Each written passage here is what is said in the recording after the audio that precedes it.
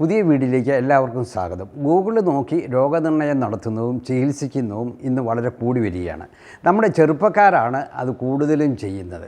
അങ്ങനെ ചെയ്യുന്നത് എന്തെങ്കിലും ആരോഗ്യ പ്രശ്നങ്ങൾക്ക് കാരണമാകുന്നുണ്ടോ, എന്തെങ്കിലും പ്ലസ് പോയിൻറ്റുകൾ അതിനുണ്ടോ തുടങ്ങിയ കാര്യങ്ങളെപ്പറ്റി മാത്രമാണ് നമ്മളിന്നിവിടെ ചർച്ച ചെയ്യുന്നത്. 3 കാര്യങ്ങളാണ് നമ്മുടെ ചെറുപ്പക്കാർ പ്രധാനമായും ഗൂഗിളിനകത്ത് സെർച്ച് ചെയ്യാറുള്ളത്. ഒന്ന്, അവർക്ക് എന്തെങ്കിലും രോഗത്തിൻ്റെ ലക്ഷണങ്ങൾ വന്നാൽ അത് ഏതെങ്കിലും രോഗത്തിൻ്റെതാണോ എന്നുള്ള ഒരു സെർച്ച്. രണ്ടാമതായിട്ട് സ്വയം ചികിത്സയെ സംബന്ധിച്ചുള്ള അറിവ് സമ്പാദിക്കുക. മൂന്നാമതായിട്ട് ഹെൽത്ത് എഡ്യൂക്കേഷൻ, അതായത് ഒരു രോഗത്തെപ്പറ്റിയുള്ള കൂടുതൽ വിവരങ്ങൾ സമ്പാദിക്കുക. ഇതിൽ ആദ്യത്തേത് രണ്ടും പല ആരോഗ്യ പ്രശ്നങ്ങൾക്കും കാരണമാകും. അതേസമയത്ത് മൂന്നാമത്തേതിന് കുറച്ച് പ്ലസ് പോയിൻറ്റുകളുണ്ട്. അപ്പോൾ ഇവ ഏതൊക്കെയാണ് എന്ന് നമുക്ക് അല്പം വിശദമായിട്ട് തന്നെ ചർച്ച ചെയ്യേണ്ടിയിരിക്കുന്നു. ആദ്യം സൂചിപ്പിച്ച സെൽഫ് ഡയഗ്നോസിസ്, അതായത് ഗൂഗിളിൽ രോഗലക്ഷണം നോക്കി രോഗം എന്താണെന്ന് നിശ്ചയിക്കുകയാണ് സാധാരണ ആൾക്കാർ ചെയ്യാറുള്ളത്. അതിനെ ഗൂഗിളിംഗ് ഓഫ് യുവർ സിംറ്റംസ് അല്ലെങ്കിൽ ഓൺലൈൻ സെൽഫ് ഡയഗ്നോസിസ് എന്നും വിളിക്കാറുണ്ട്. അപ്പോൾ അങ്ങനെ ചെയ്യുന്നത് പല ആരോഗ്യ പ്രശ്നങ്ങൾക്കും കാരണമാകും എന്നാണ് വിദഗ്ധന്മാർ അഭിപ്രായപ്പെടുന്നത്. അങ്ങനെ ചെയ്യുന്നത് തെറ്റായ നടപടിക്രമമാണ് എന്നാണ് അവർ പറയുന്നത്. അതിന് പല കാരണങ്ങളുണ്ട്. നമ്മൾ ഗൂഗിൾ നോക്കി സ്വയം കണ്ടെത്തുന്ന രോഗം അല്ലെങ്കിൽ രോഗനിർണയം ചിലപ്പോൾ ശരിയാകണമെന്നില്ല. പല ലക്ഷണങ്ങളും ഒരു രോഗത്തിൻ്റേത് മാത്രമല്ല, അത് പല രോഗങ്ങളുടേതുമായിരിക്കാം. ഉദാഹരണമായിട്ട് നമ്മൾ പനി എടുക്കുക. പനി വരുമ്പോൾ അത് പല രോഗങ്ങളുടെയും ലക്ഷണമാണ്, അല്ലാതെ അതൊരു പ്രത്യേക രോഗത്തിൻ്റെ മാത്രം ലക്ഷണമല്ല.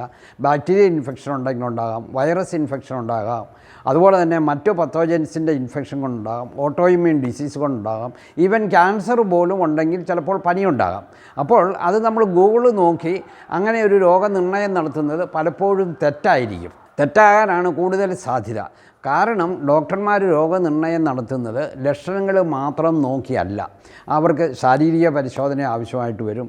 അതുപോലെ തന്നെ അവരുടെ മെഡിക്കൽ ഹിസ്റ്ററി ചിലപ്പോൾ എടുക്കേണ്ടി വരും, പേഴ്സണൽ ഹിസ്റ്ററി എടുക്കേണ്ടി വരും, പല ലാബറട്ടറി പരിശോധനകൾ ചിലപ്പോൾ നടത്തേണ്ടി വരും, എക്സ്റേ, ECG, സ്കാനിങ് തുടങ്ങിയ പല പരിശോധനകളുടെയും റിപ്പോർട്ടിൻ്റെ അടിസ്ഥാനത്തിലാണ് പലപ്പോഴും രോഗം നിർണ്ണയിക്കുന്നത്. ഈ രോഗനിർണയം അത്ര എളുപ്പമായിട്ടുള്ള കാര്യമല്ല. അത് അടുത്ത കാലത്തായിട്ട് കൂടുതൽ സങ്കീർണതയുള്ളതായിട്ട് മാറുകയാണ് ചെയ്യുന്നത്. കാരണം കൂടുതലും നമ്മളിന്ന് ഉപകരണങ്ങളെയാണ് ഈ രോഗം കണ്ടെത്തുന്നതിന് വേണ്ടി ഉപയോഗിക്കുന്നത്. ഒരു പ്രധാന കാര്യം നമ്മൾ അറിഞ്ഞിരിക്കണം. കാരണം ഈ ഗൂഗിൾ എന്ന് പറയുന്നത് ഒരു ഡോക്ടറല്ല. ഒരു ഡോക്ടർ ചെയ്യുന്ന പ്രവൃത്തി ഗൂഗിളിന് തീർച്ചയായിട്ടും ചെയ്യാൻ പറ്റുകയില്ല. പല വർഷങ്ങളിലെ പഠിത്തത്തിനും പരിശീലനത്തിനും ശേഷം മാത്രമാണ് ഒരാൾ ഡോക്ടറാകുന്നത്. അതുപോലെ തന്നെ ഈ ഗൂഗിളിന് ആ വ്യക്തിയുടെ മെഡിക്കൽ ഹിസ്റ്ററി അറിയത്തില്ല.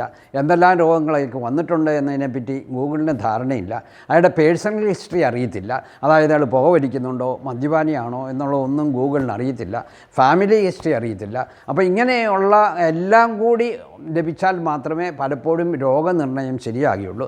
വളരെ അപൂർവമായിട്ട് മാത്രമേ, കുറച്ച് രോഗങ്ങൾ മാത്രമേ നമുക്ക് ലക്ഷണങ്ങൾ കൊണ്ട് മാത്രം രോഗനിർണയം നടത്താൻ പറ്റുകയുള്ളൂ. കൂടുതൽ രോഗങ്ങളും മറ്റേ സൈഡിൽ വരുന്നതാണ്. പിന്നെ മറ്റൊരു കാര്യം നമ്മൾ ശ്രദ്ധിക്കണം. അതായത് ഇന്ന് രോഗങ്ങൾ മാറുകയാണ്, പുതിയ രോഗങ്ങൾ വരുന്നു, രോഗങ്ങൾ കൂടുതൽ സങ്കീർണമാകുന്നു.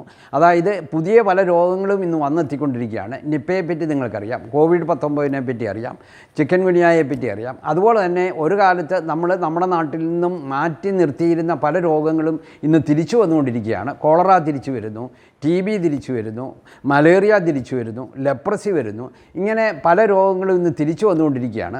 അതുകൊണ്ട് രോഗനിർണയം തന്നെ ഇന്ന് ശരിക്കും പറഞ്ഞാൽ വളരെ സങ്കീർണമായ ഒരു പ്രക്രിയയായിട്ട് മാറിയിരിക്കുകയാണ്. ഡോക്ടർമാർക്ക് പോലും അത് പലപ്പോഴും ബുദ്ധിമുട്ട് വരുന്ന ഒന്നാണ്. അപ്പോൾ ഈ ഗൂഗിൾ നോക്കി നമ്മൾ രോഗനിർണയം നടത്തിക്കഴിഞ്ഞാൽ അത് മറ്റ് ചില പ്രശ്നങ്ങൾക്കും കാരണമാകും. ഉദാഹരണമായിട്ട് നമ്മളൊരു രോഗനിർണയം നടത്തി ഗൂഗിൾ നോക്കി അത് തെറ്റാണെന്ന് വിചാരിക്കുക. ഭയങ്കര മനപ്രയാസം, അല്ലെ വെറി, അല്ലെങ്കിൽ മാനസികമായിട്ടുള്ള ബുദ്ധിമുട്ട് തുടങ്ങിയ പല കാര്യങ്ങളിലേക്കും അവരെ നയിച്ചേക്കാം. ഒരു ഉദാഹരണം ഞാൻ പറയാം. നമുക്ക് ഫ്ലൂ പോലെയുള്ള ഒരു രോഗത്തിൻ്റെ ലക്ഷണം വരുന്നു. അതായത് ചെറിയ പനി, ജലദോഷം, മൂക്കടപ്പ്, തലവേദന. ഇത് പലപ്പോഴും ഒരു ചെറിയ ജലദോഷത്തിൻ്റെയോ ഫ്ലൂവിൻ്റെ ലക്ഷണമായിരിക്കാം. പക്ഷേ ഗൂഗിൾ നോക്കിക്കഴിയുമ്പോൾ ചിലപ്പോൾ അത് COVID-19ൻ്റെയോ ന്യൂമോണിയയുടെയോ അല്ലെങ്കിൽ ക്യാൻസറിൻ്റെയോ ലക്ഷണമായിരിക്കാം. അപ്പോൾ ഈ ക്യാൻസർ എന്ന വാക്ക് കേൾക്കുന്നത് തന്നെ പലരുടെയും മനസ്സിൽ ഭീതി ഉളവാക്കുന്നതാണ്. അപ്പോൾ അത് ചിലപ്പോൾ ക്യാൻസർ ആയിരിക്കുമോ എന്നുള്ള പേടി അവർക്കുണ്ടാകുന്നു, അല്ലെങ്കിൽ ഒരു ഫോബിയ ഉണ്ടാകുന്നു. അത് അവർക്ക് മനപ്രയാസം വരുത്തുന്നു, അവർക്കൊരു വെറി വരുന്നു, അവർക്കൊരു ആങ്സൈറ്റി ഉണ്ടാകുന്നു. അപ്പോൾ ഇതിനെല്ലാം കാരണം അവർ ഗൂഗിളിൽ പോയി നോക്കി രോഗലക്ഷണം നോക്കി സെർച്ച് ചെയ്തുകൊണ്ടുണ്ടാകുന്ന പ്രശ്നമാണ്. അതുപോലെ തന്നെ മറ്റൊരു പ്രശ്നം, നമ്മൾ ഗൂഗിൾ നോക്കി രോഗനിർണയം നടത്തി കഴിയുമ്പോൾ തെറ്റാണെന്ന് വിചാരിക്കുക. അപ്പോൾ നിങ്ങളുടെ രോഗചികിത്സയും വൈകുന്നു. അങ്ങനെ രോഗചികിത്സ വൈകുന്നത് പലപ്പോഴും പല അപകടങ്ങൾക്കും കാരണമാകും. ഉദാഹരണമായിട്ട് ക്യാൻസർ, ആ രോഗം നിങ്ങൾ കണ്ടുപിടിക്കാൻ വൈകുകയാണെങ്കിൽ പലപ്പോഴും ക്യാൻസർ ചികിത്സ ദുഷ്കരമാകും. ചിലപ്പോൾ നിങ്ങൾക്ക് ക്യാൻസറിന് കീഴടങ്ങേണ്ടി വരും. അപ്പോൾ അങ്ങനെയുള്ള പല പ്രശ്നങ്ങളും ഇതിനുണ്ടാകാം. പിന്നെ അടുത്തത്, നമ്മൾ ഗൂഗിൾ നോക്കി സ്വയം ചികിത്സ ചെയ്യുന്നതാണ്. സ്വയം ചികിത്സയുടെ അപകടത്തെപ്പറ്റി നിങ്ങൾക്ക് എല്ലാവർക്കും അറിയാം. അത് നമ്മളവിടെ ചർച്ച ചെയ്യേണ്ട കാര്യമില്ല.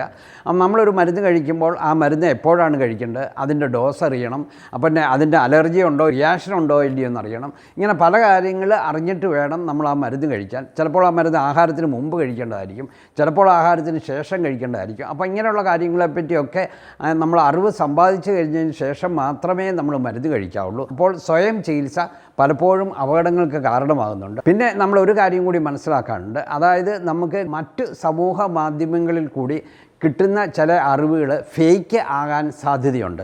ആർക്ക് വേണമെങ്കിലും എന്ത് വേണമെങ്കിലും അങ്ങനെയുള്ള സമൂഹ മാധ്യമങ്ങളിൽ പോസ്റ്റ് ചെയ്യാം. ആധികാരികത വേണം എന്നില്ല.